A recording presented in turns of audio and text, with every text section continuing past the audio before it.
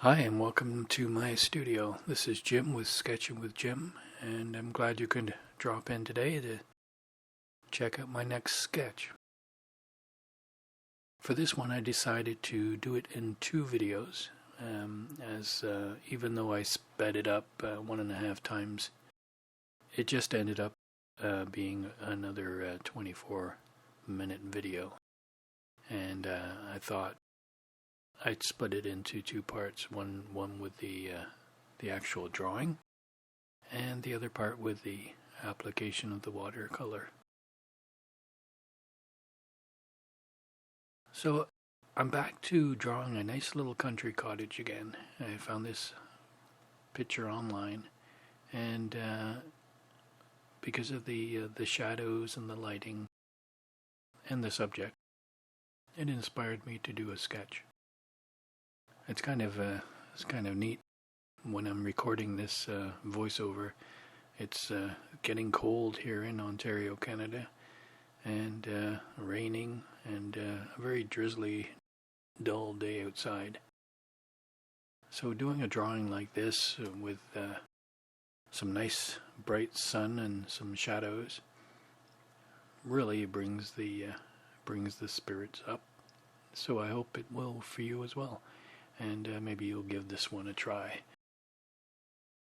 I know the last time, quite a while ago now, I did the sketch of a small country cottage, and a lot of people seemed to like it, thinking, yeah, they'd like to live there, and it was very cozy looking and a nice place to be, happy place to be.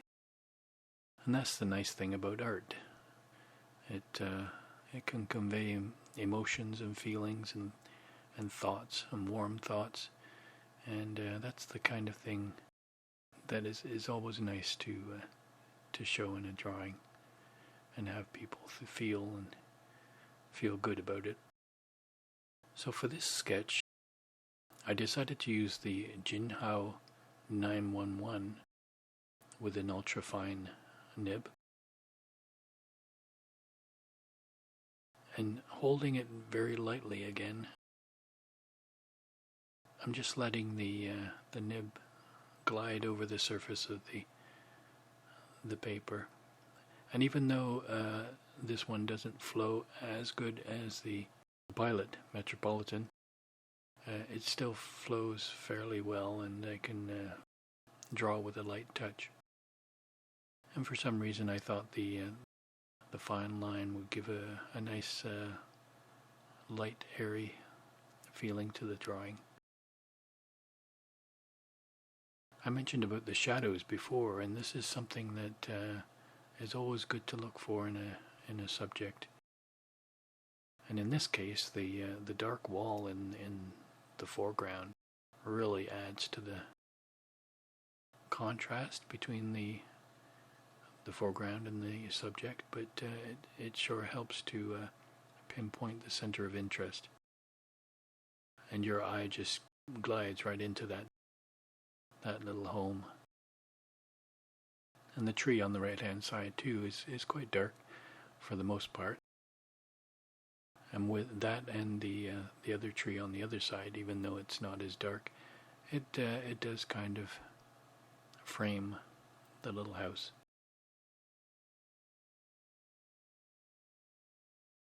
So I'm not too particular about trying to get every leaf or trying to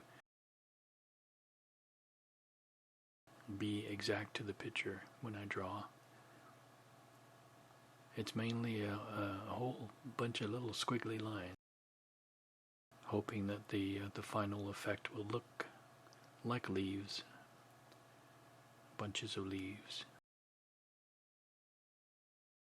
It's kind of an abstract way of looking at things. Abstractly real, I would say. And when I started the drawing, I picked an area kind of in the center this time and started to draw the overhang of the door in the front there. And then kind of estimated where everything else was in relation to that. And I'm not doing a pencil sketch to start with to check the layout, but you certainly could do that if you wanted to. And a lot of times I do get it wrong, but the placement of things is kind of a nice thing to just observe, try to do on the fly. I kind of enjoy that. And there's nothing wrong with having a pencil sketch to go by to start with, and sometimes it's necessary to get everything in the right places, and especially if you're doing something detailed or somebody's house as a commission, and you want to make sure you get it straight before you go ahead and dive in with the ink, so to speak. But that's the joy of art. You can do it any way you want. And I'm happy to hear when I hear comments on other videos that last week, for example, I did a drawing and it was just an ink drawing, and somebody wrote that they had gone ahead and added some color to it, and that is great. That's amazing. That even though I maybe I give a spark of inspiration to somebody, and then they just take it and make it their own, so to speak, and put their particular style. I did this painting actually in 2 separate weeks, really. I did this part, the ink drawing, before I did the one I last posted, the church ink drawing. I had this one ready to paint, and I just didn't feel like painting, so I went ahead and did an ink sketch, the church, which I quite enjoyed. It was very relaxing. This I find very relaxing too. When you have a picture to go by, so you don't really have to put too much thought into what you're going to draw. So you've already done that part. So it's from here on in, it's just relaxing and letting the pen take its course. Do a lot of wiggly lines and give the impression that there's a bunch of leaves up there.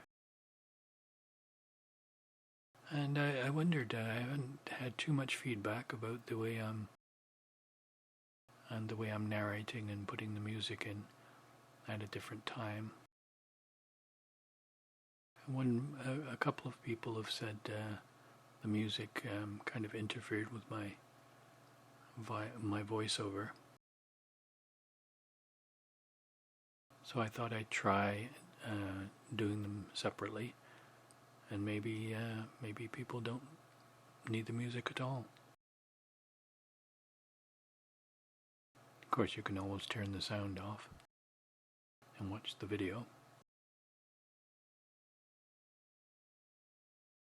Or if you don't like the video, you could always turn the screen off and listen to the music. Works both ways.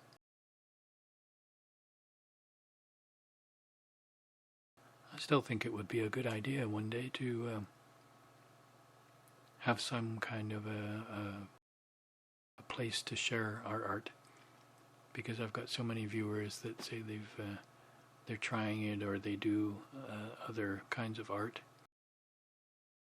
and it would be really neat to kind of see everybody's, not for criticism, just for viewing, just for pleasure. I'm not sure what the best format would be for that, but it would be kind of neat to have almost like a little, not a club, but just a little place to post art that, well, in saying that, there's probably 10 million places that you can share your art if you wanted to. I'm kind of thinking that the viewers are becoming kind of a group. I had one viewer share some writing with me the other day, and it's just amazing. I just love it.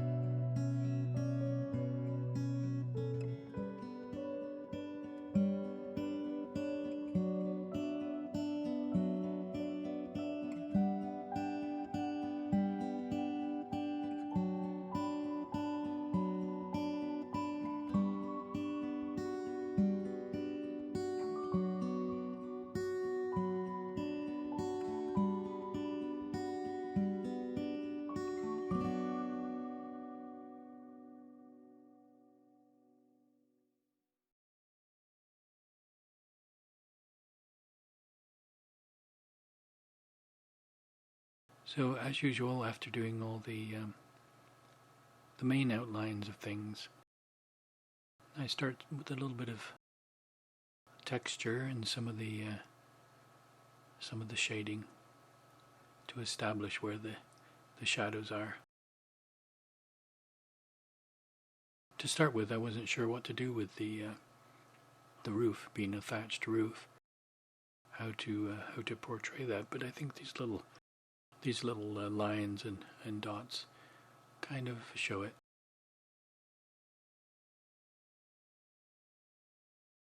But there are so many ways you could do that, probably. But this is just the way it came out. Sometimes I don't even really think too much about it. I just let the pen go to it and and see what happens.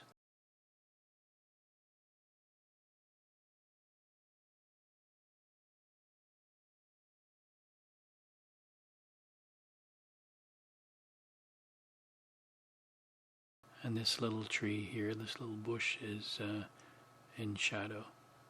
There's some really strong shadows through there.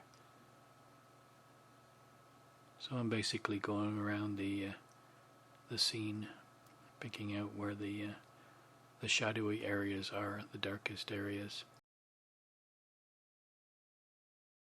and just doing a straight hatch. At this speed it looks like I'm going back and forth with the nib, but I'm not. It's just I go one way and then pick the pen up off of the paper and then go back to the beginning and just make lines.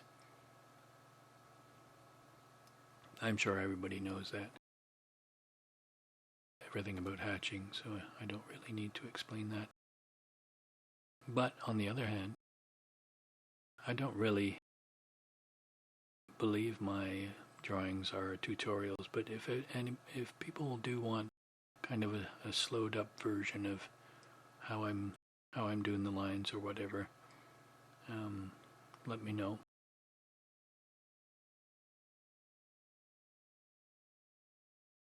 But it's just a matter of making lines, lots of lines, and if they're closer together, the shading becomes darker.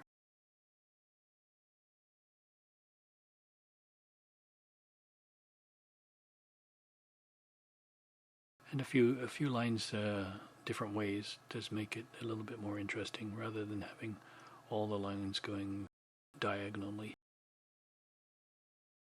Some of the up and down hatching that I do kind of lends itself to twigs or branches, trees in the distance, things like that. And the little lines on the roof for the hatching, they are mostly up and down, but they do vary a little bit out toward the edge of the roof. Just showing the shape of the roof. It's just a matter of observation and taking a look at the picture really closely, or the subject if you're outside.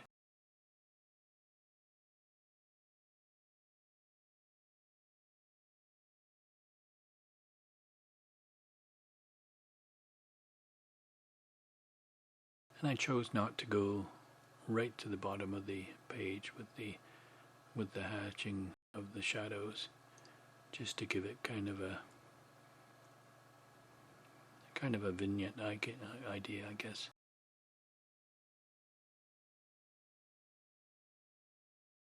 There are many different ways you could approach a subject like this, I suppose. You could do a very detailed pen and ink drawing of every brick and every leaf, which would be really nice. Going right to the edges of the paper, or a border around the paper.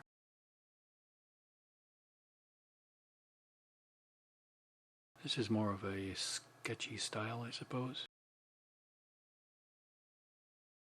I don't know too much about the terminology, but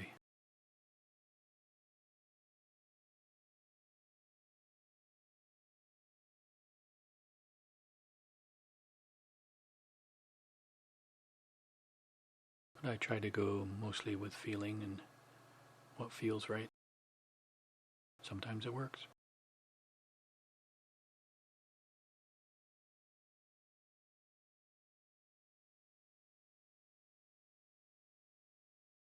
And here I start the hatching of the main, what I think is the main or the most interesting shadow in this scene.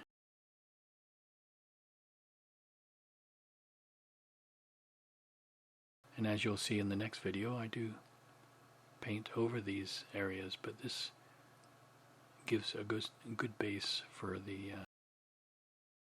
lights and darks.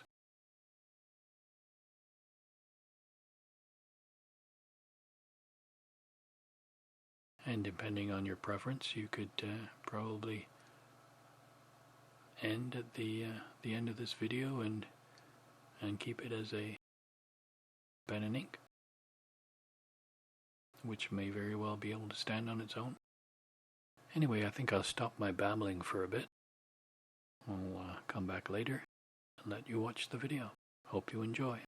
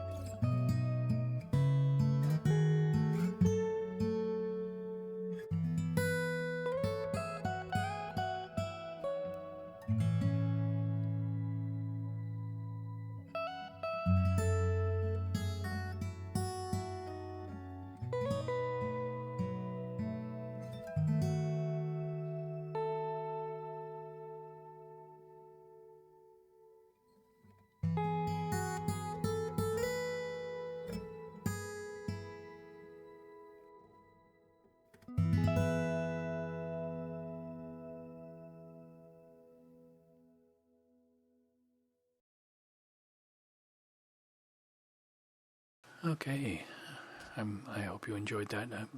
I really didn't think I'd talked that long before, but I guess the video's almost over. So thanks for dropping by. I really hope you enjoy this, and please stay tuned. Next week will be the painting of this. Happy painting, and take care, everybody, and see you next time.